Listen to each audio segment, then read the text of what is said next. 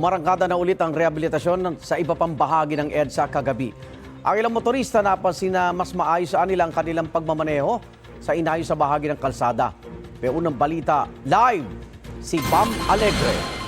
Bam. Igan, good morning. Balik realidad na nga at tapos na ang long holiday pero nagpapatuloy ang EDSA rehabilitation. Sa Magdamag, nagpatuloy ang rehabilitasyon sa bahagi ng EDSA mula sa Magallanes hanggang Ayala Underpass. Isinagawa ang asphalt overlay sa ikalawa hanggang ikalimang lane. Puspusan ng trabaho habang madaling araw para hindi gaano karaming sasakyan sa kalsada. 10 p.m. hanggang 4 a.m. ang bagong schedule ng road repair ngayong pasukan na uli sa mga paaralan at trabaho. Kamakailan in-inspeksyon ni DPWH Secretary Vince Dizon ang bagong gawang EDSA busway lane sa kinukumpuning bahagi ng EDSA mula Roas Boulevard hanggang Orense sa Makati. Tapos na ang bahaging ito ng EDSA Rehabilitation Phase 1. Napansin ng rider na si Michael Polentinos na bumuti ang kalidad ng kalsada sa mga kinumpuning bahagi. Wala kasi naman lumuwag. Wala na masyadong lubak. Yung di ba dati pagka sumakay gumagano'n ka, ngayon okay na. Maluwag na. Susunod na isasagawa ang roto milling mula Vanguard Academy papuntang Kalayaan Flyover at concrete reblocking mula Ross Boulevard hanggang Taft Avenue. Ayon sa taxi driver na si Glenn Perez, posibleng hamon sa daloy ng trapiko pag nagsimula ng magbungkal para sa reblocking. Ang asfalto okay lang kasi mabilisan na naman yung asfalto. Yung pag talaga simento, medyo mabagal. Diyan talaga tatagal, ano? Oo, simula dito hanggang doon sa sa LRT. Pagtawid doon, meron pa rin silang na nailagay na, pa natatapos talaga ginagawa pa. Bilisan pa nila, no? Dapat bilis-bilisan naman. Igan, sa mga oras na ito, rush hour na at wala munang road repair. Mamayang madaling araw na ulit. Sa ating likuran, ito yung panulukan ng EDSA at Ross Boulevard at wala namang traffic jam sa ngayon. Ito ang unang balita mula rito sa EDSA. Bam Alegre para sa GMA Integrated News. Naratili sa evacuation center ang ilang residente sa Albay bilang pag-iingat sa pag-aalburuto ng Bulkang Mayon. Live mula sa Tabaco City, may unang balita si Ian Cruz. Yan. Igan na maulang umaga mula nga dito sa Tabaco City sa Albay, isa sa mga lugar sa paligid ng Bulkang Mayon na apektado nga ng pag-aalboroto ng bulkan. At Igan, dito sa kinaroroonan natin, itong buwang evacuation center, nasa 50 pamilya o nasa 250 na mga individuals yung nandirito, matapos nga silang lumikas nang itaas nga ang alert level 3 ang babala dahil nga sa pag-aalboroto ng bulkan. 735 na individuals naman o 156 na families ang lumikas as of 8 p.m. kagabi sa buong lungsod na malapit sa bulkan. Inaasahan ng CDRRMO ng Tabaco na tataas pa ang bilang ng mga evacuees. Sa huling impormasyon naman na inilabas ng Albay Public Information Office, mahigit 2,800 na mga individual o mahigit 700 pamilya na ang lumikas mula sa loob ng 6-kilometer permanent danger zone sa 6 na bayan.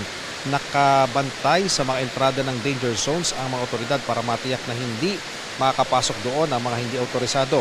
Una nang idiniin ni PHIVOLCS Director Teresito Bacolcol na dapat walang tao sa paligid ng bulkan dalo't nakamamatay ang uson o yung tawag na mga Bicolano sa pyroclastic density current. Instant o agad na pagkamatay ang idudulot kung madaanan yan. Kung makapal, maaari kang malibing, masunog o madaganan. Kung manipis naman, maaring kapusin agad ng hininga ang mga madaraanan. Igan, yung mga tao dito sa evacuation center, nakausap natin kanina, tinanong natin kung kumusta yung pagkain nila at iba pang pangailangan. Ang sabi daw sa kanila ng mga otoridad ay hahatiran sila ngayong araw. At Igan, napakalakas ng pag-ulan dito. Kung hindi tayo nagkakamali, nasa 500 to 100 mm yung dinudulot na pag-ulan dahil nga dun sa epekto ng shear line. At yung ilan sa mga tent dito, nakausap natin yung ibang evacuees na babasa daw yung kanilang tent. So nag-a-adjust na lamang sila at ginagawa ng paraan para tuyo pa rin yung kanilang tinutulugan dito sa evacuation center nila. Iyan, yung ulan ba na yan, malaki na itulong para sa epekto ng ashfall? Well, Igan, ang nabanggit sa atin ni Director Bacolcol ay wala pa namang naitalang ashfall dito sa area ng paligid ng Bulkang Mayon. At ang sinasabi lang niya, Igan, napakahalaga pa rin na dapat lagi may naka-ready na mga face mask ang ating mga kababayan dito dahil sakaling magkaroon ng malakas sa pagsabog ay talagang definitely kakailanganin nila yan para nga doon sa mga abo at syempre napakasangsang din ng amoy ng asupre na magagaling din sa bulkan, Igan. Yung aktibidad ng bulkan, may napansin ka ba epekto ng ulan na yan? Well, Igan, sa ngayon, patuloy na binabantayan ng T-Box yung aktibidad nitong Bulkang Mayon. Pero ang nabanggit sa atin ni Director Bacolcol, meron kasing mga pyroclastic materials doon sa Bulkang Mayon. So, maaari, Igan, na itong napakalakas sa pag-ulan ay magkaroon ng mga lahar flow. Kaya talagang pinag-iingat yung malalapit doon sa mga daluyan ng tubig dahil syempre mapanganib yung pagdaloy ng lahar, Igan.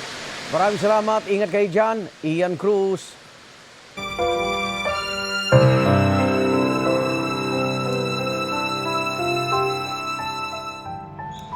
Mula pa kagabi, may mga deboto nang dumating sa Quirino Grandstand para sa pahalik sa imahe ng Poong Jesus Nazareno na sisimulan mamayang gabi. Live mula sa Maynila, may unang balita, si James Agustin. James! Ivan, good morning. Ilang oras na ngang matyaga naghihintay sa pila yung mga deboto ng Poong Jesus Nazareno para sa pahalik na mamayang gabi pa magsisimula. Baon-baon po nila yung mga panalangin, pasasalamat at kahilingan sa Jesus Nazareno. Yung iba, galing pa po sa malalayong lugar. Kanya-kanya ng latag ang ilang deboto ng Poong Jesus Nazareno na dito na nagpalipas sa magdamag sa Quirino Grandstand. Hinihintay nila ang pagsisimula ng pahalik sa imahe na magsisimula mamayang alas 7 ng gabi. Ang nasa unahan ng pila sa Calao Extension, si Eleanor na galing Las Piñas. Alas 8 ng gabi pa siya dumating at maghihintay na raw hanggang magsimula ang pahalik. Marami na naibigay sa akin yan. Kaya kahit arawan ako rito, okay lang. Matagal na ba kayong deboto? May 10 taon na rin. Si Rosemary kasama ang kanyang 4 na kapatid at ilang pamangkin. Tradisyon na raw ng kanilang pamilya na makahalik sa imahe ng Jesus Nazareno. Sobrang mahalaga talaga siya sa amin. Lahat ng mga hiling namin, sa awa ng Panginoon naman, talagang natutupad naman. Galing namang Tondo si Sheena karga ang 4 na taong gulang niyang anak na si Star. 13 taon na raw niyang panata na makiisa sa pahalik. Lahat po na mga dumadating na blessing po, ano man yan, basta magpapasalamat kami. Pasalamat always po. Nakalatag ng mga bakal na bakod, barrier at tent para sa pila sa pahalik. May pagbabago na ipinatupad ngayong taon. Ito po yung unahan ng pila para doon sa pahalik. Dalawa po yung magiging linya, hiwalay po yung pila para doon sa mga senior citizen, mga buntis at may kapansanan. At mula po dito ay ilang metro yung lalakarin ng mga deboto hanggang marating na po nilang entablado kung nasaan yung imahe ng Poong Jesus Nazareno. Pagdating naman po ng mga deboto dito sa likurang bahagi ng stage ay dire-diretso pa rin po sila maglalakad hanggang marating na po nila itong bahagi ng krus ng imahe ng Jesus Nazareno. Pag natapos naman po yung pahalik ay diretso yung mga deboto paakyat sa bahaging yan ng likod nitong entablado para makabalik po sila doon sa Calao Extension. Ito po yung pagbabago ngayong taon dahil noong nakaraang taon ay pinapa-exit po yung mga deboto sa Katigbak Drive.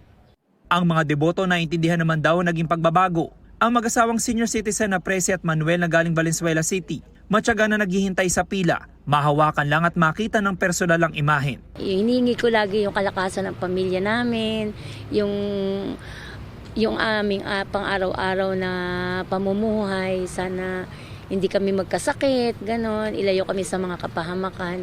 Akin, yung mga apo ko walang sakit, kami mag-asawa, mababa buhay para mapagsilbihan yung mga apo. Higit sa lahat, yung anak kong isa na nagbabae na gusto ko makagraduate siya ng nursing. Kahit madalang akong magsimba, hindi naman ako nakakalimot sa kanya .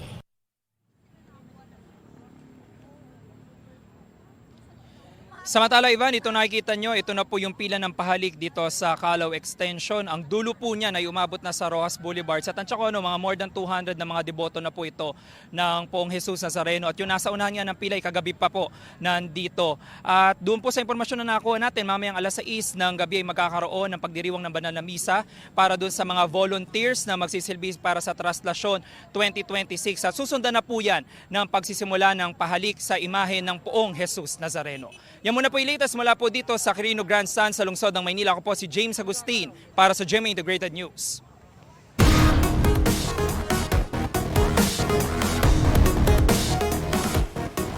Sa mga balak magluto ng gulay, makakatipid kayo ngayong nasa kalahati ang ibinaba ng presyo ng ilang klase nito. Live mula sa Pasig, may unang balita si EJ Gomez. EJ, alin yung mga nagmura?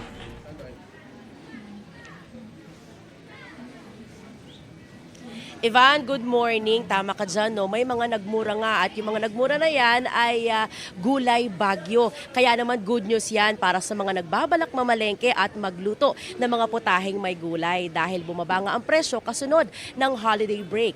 Ang siling labuyo nga na pumalo sa 1,000 pesos, nasa 600 pesos na lang po ngayon ang kada kilo. Ilang araw matapos ang pagsalubong sa bagong taon, nagsimula ng magsibabaan ang presyo ng ilang bilihin sa palengke gaya ng ilang gulay. Sabi ng tinderang si Noraida, mga gulay bagyo ang bumaba sa pagpasok ng 2026. Aabot daw sa 40 pesos hanggang 400 pesos ang binaba sa presyo. Nataon sa occasion, kakaunti ang supply natin.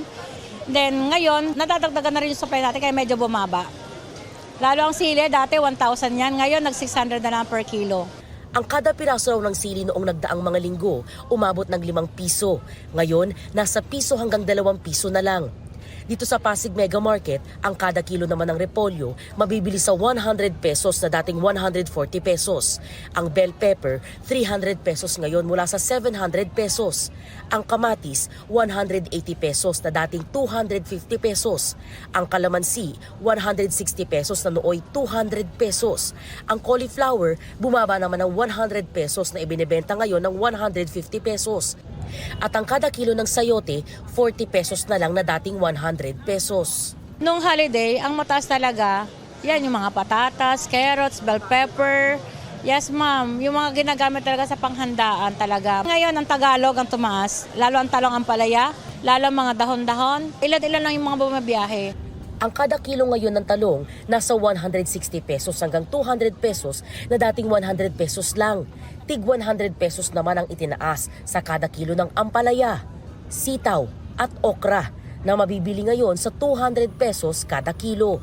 Kaya si Margie, bawas daw talaga ang biniling gulay ngayong araw. Ma'am, ito po 323 po lahat. Ilang klaseng gulay, 323 na ma'am. Nagtitipid na lang, ganun. Binabawasan konti, 1/4 or kalahati. Dati, 1 kilo. Ngayon, hindi na.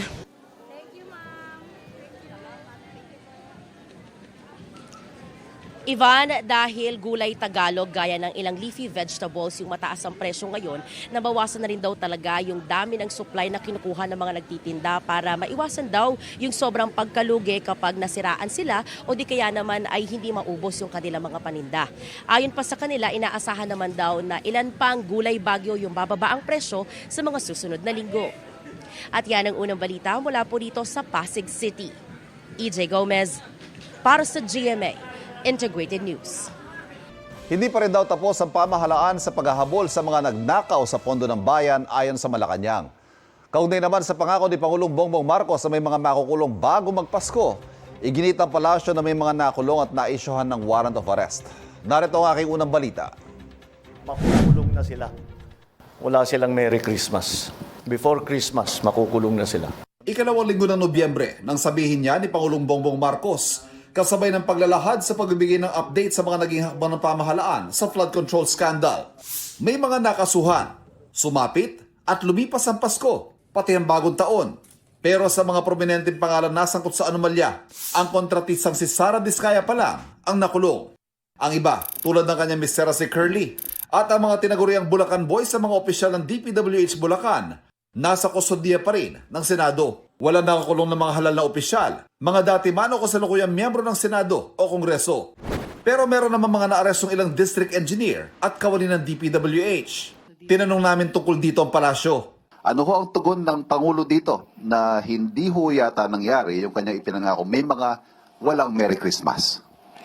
Wala naman siyang binanggit kung sino ang pangalan. Pero tandaan natin, sa higit na 4 na buwan, may mga nakulong, may mga warrants of arrest na na-issue, may mga nagtago. Mayroong nakikipag-usap at nagsisettle at ibinibigay, rather restitution. Isinusole ang karamihan sa kanilang mga kickbacks na hindi naganap, never nangyari sa anumang administrasyon. Sa administrasyon lang po ni Pangulong Marcos nangyayari ang mga ito. Ang sinasabing restitution ang installment na pagsauli ng mga kinurakot na pondo ng ilang mga opisyal ng DPWH at maging ng ilang kontraktor. Hindi pa raw dito nagtatapos ang paghahabol sa mga nakinabang sa pagnanakaw sa pondo ng bayan. Hindi pa naman po natatapos ito. Kung meron pang inaabangan ng mga tao, meron din pong inaabangan ng Pangulo. Hinintay din po ang Pangulo ang mabilisang resolusyon na magbumula sa Ombudsman at sa DOJ. Kung lahat na maaaring sangkot ay matibay ang ebidensya at yun naman ang gusto ng Pangulo, due process ay inoobserba, hindi pa po natatapos ang termino ng Pangulo. Marami pa po ang mangyayari at magaganap. Ganyan din ang panibagong pangako ng DOJ at ng Ombudsman na sa mga susunod na linggo ay may mga panibagong bugso ng mga waran para arestuhin ang mga sangkot. Na magsimula ang investigasyon, pangunahin tumutok dito ang Independent Commission for Infrastructure o ICI. Pero sa ngayon, iisa na lang ang natira sa mga orihinal na itinalagang opisyal nito, ang chairman na si dating Supreme Court Justice Andres Reyes. Hindi pa malinaw sa ngayon kung anong kahihinat na ng komisyon. Hindi po tayo nabibigyan ng update kung magkakaroon po ng replacement. At sa kasalukuyan po ay nagtatrabaho pa rin po ang mga nasa ICI. At nandyan din po ang ombudsman na nangako na magpapatuloy po sila. So hindi naman po titigil. Kahit po sabihin natin na isa na lang ang miyembro ng ICI, nandyan pa rin naman ang executive director, patuloy pa rin po ang pag-iimbestiga. So, hindi po titigil sa pag-iimbestiga. Ito ang unang balita. Ivan Merina para sa GMA Integrated News. Kapuso, huwag magpapahuli sa latest news and updates. Mag-iuna ka sa balita at mag-subscribe sa YouTube channel ng GMA Integrated News.